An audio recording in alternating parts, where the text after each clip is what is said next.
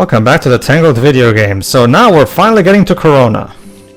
I do like that little bit Or about Castle- her hair even trailing Yeah, across the map as or well. Castle Island Village as it wasn't at the time, because remember, it was the TV series that came up with the name for the kingdom, so... Also, was the horse also called Milton in the show as well? I don't think they mentioned No, that. no, only Maximus had been named up until this point. If I Oh, remember. no, that's the thing. They just mentioned the other horse's name to be Milton. Oh, okay. Supplementary. Usually, some of the names are mentioned just in supplementary material, like maybe the official, book that's given to children to read. Oh God, what is going on with that guard's foot? This guy is Listen, I was the one who got you here, remember? I know, and I'm very grateful. It's just, we still have lots to see and do before the lanterns. Yeah, number one on my list, don't get captured. Oh Indeed. boy, are we gonna brawl in the streets? No. Well, kind of. You'll see. We're suggesting a stealth section, like Assassin's Creed, to blend with the crowd and everything. Still, I mean, the game... Okay, maybe it will pull out a stealth section. I just assume that we're probably gonna have some battle sequences on the street, though. I remember Pedro mentioning how this was much different than what Kingdom Hearts 3 No, does. and we're instead of doing the dancing music festival like from the movie like Kingdom Hearts 3, instead the developers of this game decided to instead plan some different types of activities. This should be interesting. I'm guessing it's because remember, they need to extend the gameplay time, so. I will also say that I get the idea they worked a lot on this locale, because for Wii standards, this is actually probably better rendered than the previous locations. I'll say. Also, Rapunzel's hair was clipping through her dress just now. Yep. Oh, it's doing it again. That's it? You've crawled through a forest, nearly drowned, fought off half the king's army, and all you can say is, oh my? Huh. I guess it does kind of leave you speechless, doesn't it? My friend and I are here for the festival tonight. Wonderful. And where are your lanterns? Wow, That's that not voice the voice is I not was expecting exactly from what that I guy, was yeah. expecting from that guy. Well, there are many lantern vendors about. Maybe is he just putting on a voice in character? Sure. I encourage you to visit him, and then return here when you have your lantern assembled. All right. Thank you. Oh, Also, Rapunzel, when you were clapping just now, your hands weren't even touching each other. super excited about this. Come on. She's trying. So his name. Her life has been so shit she can't even clap properly. Okay. Damn. Why, hello again. So yeah, this guy's name is actually Richard. Yeah, we're working on it. So yeah, we need to get a lantern so we can enter, get and pass for this gate. So let's explore. Yeah, explore the town and build your lantern to enter the festival, basically. I don't remember them building lanterns in the movie specifically because lanterns were already pre-made, but again, we need to extend gameplay time. I think they were paper lanterns, Yeah, so yeah. those would have had to have been made. Well, it's the most iconic. It's the most iconic scene in the movie. So. they Eugene, would've- stop stepping on her hair. Oh Wait, my God! It's but Richard Richard- again. Richard- He teleported. What Richard, the you hell? teleported. Okay, either he teleported or we don't have money to come up with more than one NPC model, so we'll just have Richard be all over the town. There you go. It's weird because we did have quite a few other NPC models just a few seconds ago. Maybe we couldn't find a different voice actor. I don't know. Maybe Uh, the Actually, idea is that triplets that just keep popping up every so often. And they're all named Richard? maybe Yes. maybe the idea is that Richard is What a our poor town family. guide or something. Alright. Parents just spell each of them slightly differently. Alright. So, Oh, there you go. See, there you go, Let me Theo. guess. Brawl in Let me the guess. street. let me guess. Alright. When you're playing as Rapunzel, they don't bug you, but when you're playing as, Flynn, as soon as they see Flynn, they No, go actually, haywire. they do kinda because you're. It's kind of for both, really. Yeah, actually, they It's did. weird because you were running by that guy earlier as Also- Rapunzel and he wasn't reacting, but as For soon as this- Flynn came on, then he started to attack. And for this level, your HUD doesn't seem to be. Oh, okay, now it's present. No, it's a dynamic HUD too. It only shows up when there's a need for it. Also, I checked. Get this, Drova. Oh, it's What? Vladimir. The Hold on. wonderful girl with the long blonde hair from the Snuggly Duckling. I must thank you for helping me to set out on a new path. There was a time that I needed to guard my delicate dream like it was a glass unicorn. But now I live my dream. And if it smashes, so be it. I collect the broken pieces, melt them, and build a new one in a cleansing fire. That's brutal. My goodness. Yet, these fierce and beastly weeds have grown and made my shop look shameful. Did Maleficent enchant those weeds or something? What the hell? This looks like a job for Eugene. Okay. Oh, hi, I Pascal. was gonna say that, Flynn. Yeah. Also, I checked the Java, and again, get this: Richard and his endless brothers apparently are voiced by Dave Wittenberg of all people. If you know anything about Dave Wittenberg's typical role, like say he was the first voice of Teddy in SNT Persona 4. Oh God. Flynn, no! He's struggling. It feels like something. He'd be rolling down the street. He'd be rolling to the beat. It's almost like he's on a unicycle. There we go. There we go. Or stuff like or people like Kefka in the Dissidia games. He has a much more, high pitched, almost nibbly kind of voice. This feels completely out of his field zone. It's funny because we have heard him do something of a deeper voice when he played Dr. Sonda in Mighty Number 9. Mm-hmm. Okay, aside from Steve Blum, I don't really remember most of the other voice actors. Okay, you will know and talk for the protagonist, fair enough. Yeah. Basically, Dave Wittenberg was Dr. Sonda, that big, fat, bumbling doctor. Oh, okay. And don't I'm forget, guessing Jason. none of them wanted to be remembered for that one. Alright, so now that we've helped Vladimir... Right, they got flipping Jason Spizak in that game. Alright, so now that we helped Vladimir, time to look for other stuff to do. Because remember, basically in order to build the lantern, we have to find some activities that help us do that. That particular thing with Vladimir doesn't help us, it's actually a side quest, technically. But at least we'll get to see a bit more of Vladimir. Alright, Flynn, climb. I'm guessing we're supposed to go through that waterway since there are coins down there. Nah, it's just coins for the sake of, coins. The going through there doesn't actually help much. Usually when games put coins there, it's usually just signifying, True. hey, you can go through here, so that's They're weird. just wishing coins, I guess, even though that's not a fountain. There you go, Jova. See, you can even go Under the bridge. Hold on, you can't even get the coins. What the heck? Remember, some coins can be picked only by reps, others only by Flynn. Yeah.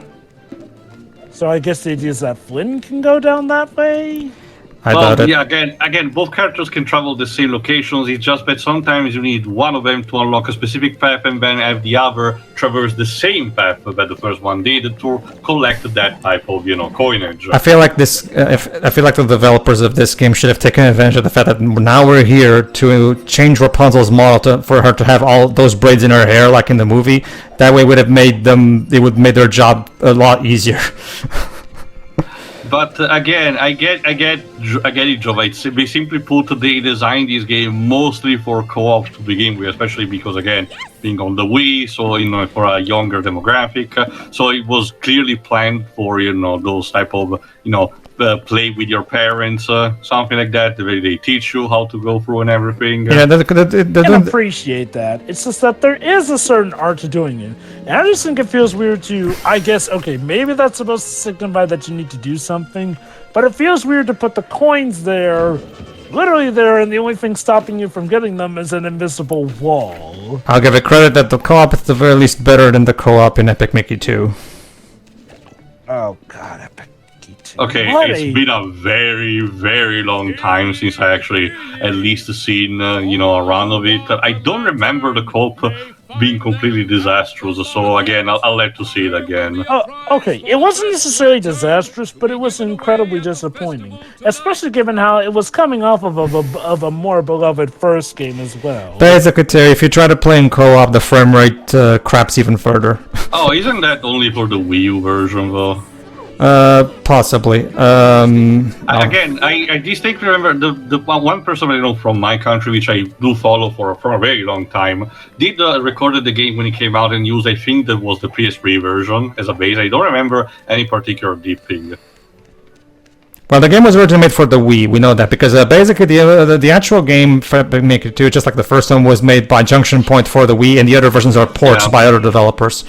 Actually, no, isn't the first one still a Wii exclusive to this very day? No, I know, that's what I'm saying. The second one... Sorry, my bad. The second one was, once again, also made in that way. It's just that other studios were hired by Disney to make the ports. basically. I'm gonna put it like this: the second Epic Mickey game is a weird beast. Now, you could possibly still enjoy it, but a lot found the co-op to be kind of cumbersome, given how... I feel like How do I put it like this? It kind of boils down to the point where relatively mundane activities feel like they are suddenly made to be way more difficult than they actually have a right to be. the big problem, I think Liam Triforce was the one that voiced it the best in his video that he made about the two games. Like the biggest point is that this is a game made by the creator of Deus Ex, where your choices mean jack shit. Yeah. Oh, right! I forgot that there apparently were choices in that game. That was one of the big selling points at the time before the games came out. Well, again, it can be discussed in more greater detail because trust me, Trova, there is a lot. I can tell you this: I didn't remember following the news of the game, even regardless of the concept that got surfaced, the artwork. Even aside from that, gaming interviews for gaming magazines clearly describe game mechanics that were in development of the game that did not end up in the final product. Like, so I've been that's how weird it got. So I've been looking up more info about the Tangled series, since I've only seen season 1 thus far. And I found out Timothy Dalton is a character in the series. Yeah, he is. He's actually a very important. He's actually a very important character. So I think will have to wait a while for him to show up, Dweebs. So you have to be patient on that. So as far as I recall, that's the second James Bond actor that's been in a cartoon. The other one being, of all people, George Lazenby in Batman Beyond. Wait, wasn't that's definitely not Steve Blum. Okay.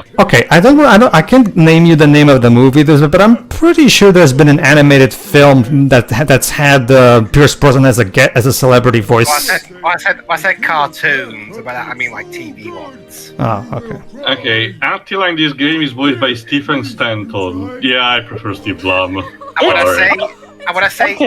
to say Bond, James Bond here. I meant like actually played James Bond, not be a character. Although I'm sorry, you count yours if that was the other. I'm sorry, you had to replace Steve Blum? Seriously, no, Steve remember, Blum? I think it's the other way around. Steve Blum voiced the character starting from the series on. Yeah. Right now, I think they're using the movie actor. Which had only one line during the song. So there's that. Yeah. Okay, fair enough. It's weird. I could have sworn he I was can understand. in the movie, but to be fair, maybe that's just me remembering him more. Yeah, no, I can understand because we don't. Okay, because the actor from the movie, if I remember correctly, didn't actually properly have a performance in that movie. He was just made one grunt. No, remember, he has one line during the song. Okay, he talks about his dream, if I recall correctly. Well, okay. Well, actually, too, if I remember correctly, the line from Attila from "I've Got a Dream" is "Attila's cupcakes are sublime." Like it's not he who says it. It's I don't know where exactly he is, but he does have one line at the No, he does have one line, but it's not in the song. Wait, I'm sorry. Yeah, dig through the parquet. Did you just freaking dig with his hands through hard block wood? Joel, we already established this. Apparently in this game, Flynn has fucking hands of steel and he can dig for fucking titanium or some shit. It's weird also, Wolf, because Stephen Stanton is not averse in voicing, in TV series, particularly in stuff like Star Wars Rebels, if I recall. It was either that or the Clone Wars. Some of the Star Wars cartoons, for example. Literally just checking something out. Hey Flynn, if you ever get arrested, just do what the Count of Monte Cristo does. Because apparently you can do it easily. So apparently, yeah, he's also been the replacement voice actor for Admiral Tarkin in everything Star Wars related. Thanks, Pascal. Please look normal next time. 10 barrels. All barrels must die. There you go. So basically, here's the person we're actually supposed to talk to. Again, just like in the Snuggaduggling, the game will actually point to what's the specific person that you have to talk to. So. Yeah, it is weird. Stephen Stanton has a huge resume when it comes to voice acting, even in TV series.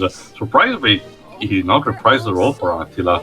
What? I guess they did some screenings potentially. What the? Rapunzel, what the fuck are you doing?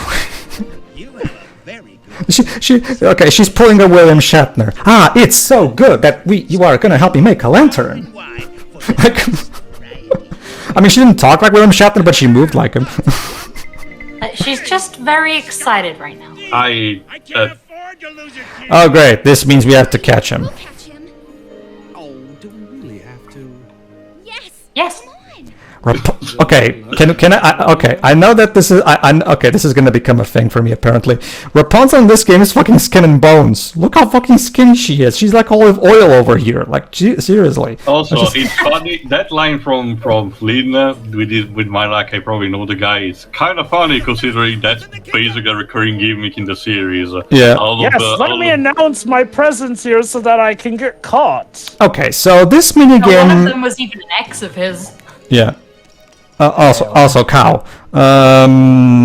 Okay, so this minigame basically amounts to a Scooby-Doo chase sequence. You just try your best to go through the door that he meant, and then you come out through other unrelated doors when you go through that door. Again, it's a Scooby-Doo chase sequence. Beautiful.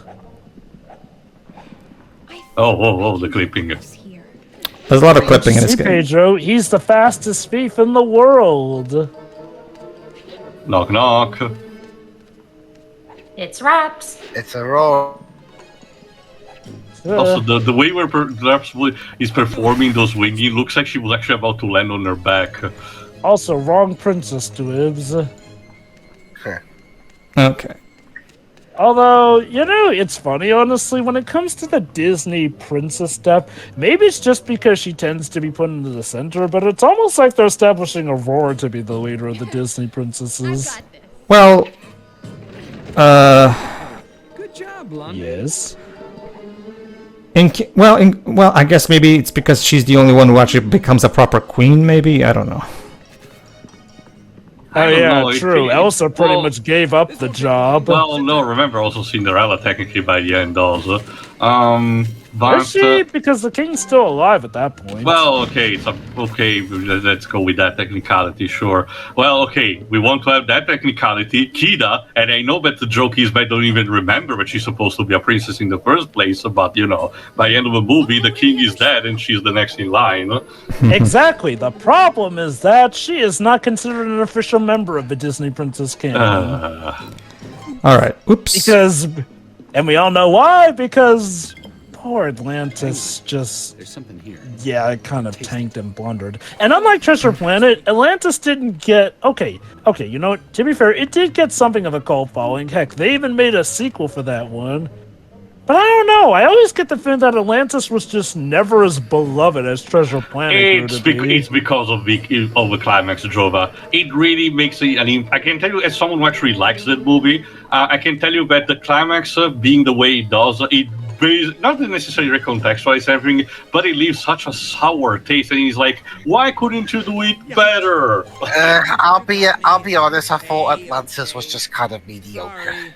Oh, trust me, Droops, you and a lot of folk. Tia, when you say climax, are you also referring to the whole twist villain thing that kind of started I mentioned this movie? recently in our generations of As Above So Below, but I arrived at a point where I so despised when you have the adventure series where the person that you engage to be essentially your escort or something turns out to be someone engorged by greed who will betray you just so they can get all the riches. Like, it's logical. Yes, it is perfectly logical. It's a good plot point. But everybody and their mother pretty much exhausted the idea. So if there's anyone who tries to actually do something like refreshing or subvert it, that's actually something I look more forward to.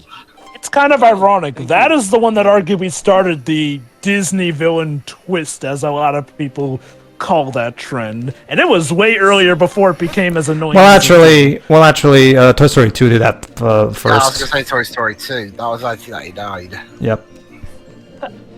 Yeah, I guess that was technically the first. It's more of a rhetoric question, considering it's in this case it's more of a clear from the first get-go.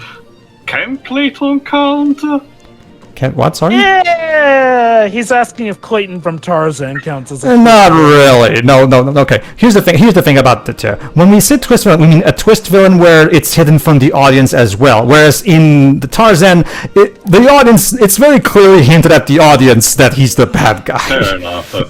Yeah. Like they don't even like the characters don't know it, but we the audience clearly are like winked at. Whereas with the prospector in Toy Story 2. 2, the movie never even hints at the audience or anything. Oh, so Rapunzel stole his face.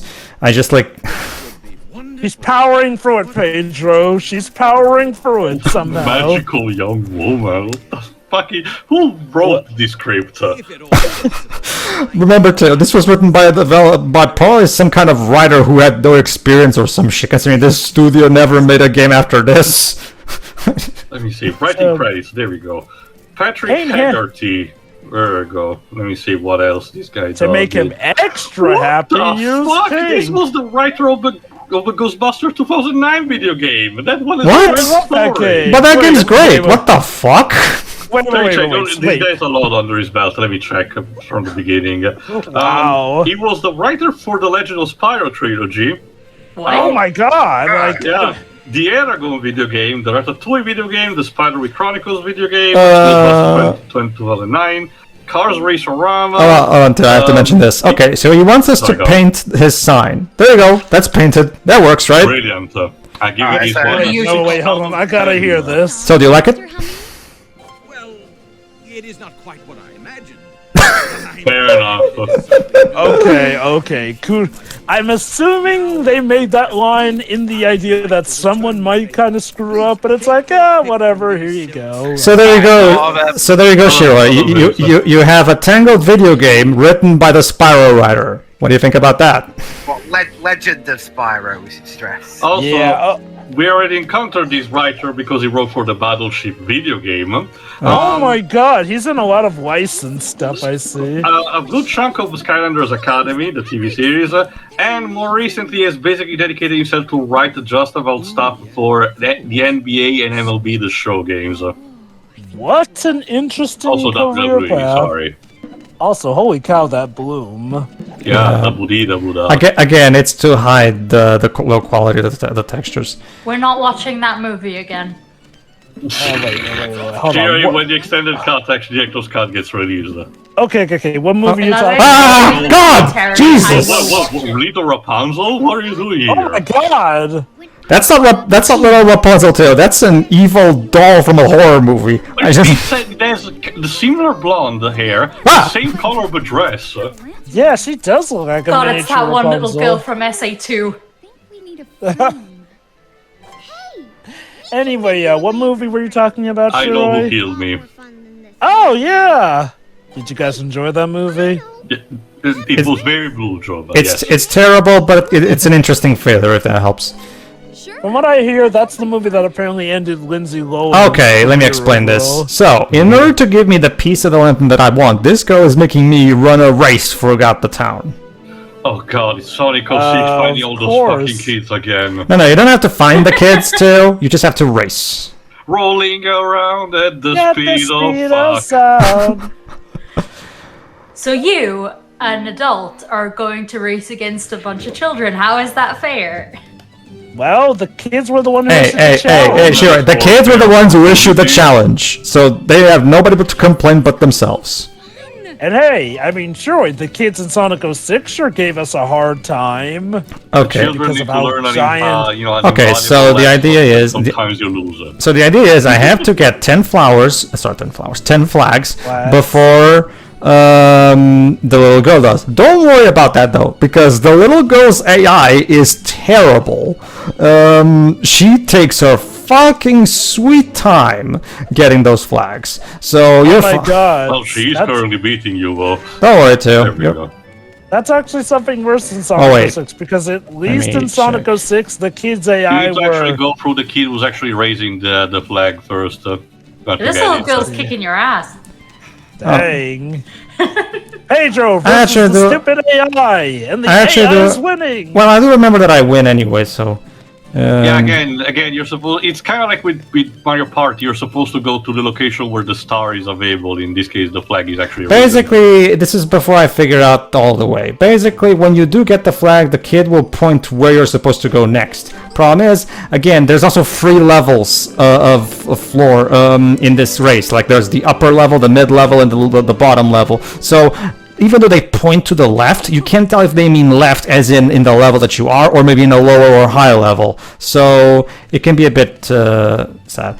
That being said, okay, now I remember. Now I remember what this is. Okay, if I remember correctly, I think I'm going to lose, but they still give me the piece anyway, which basically means this minigame is just a waste of your time. Well, remember, it's similar also to the video game we did at the Snuggly Duck. Well, yeah, Teo.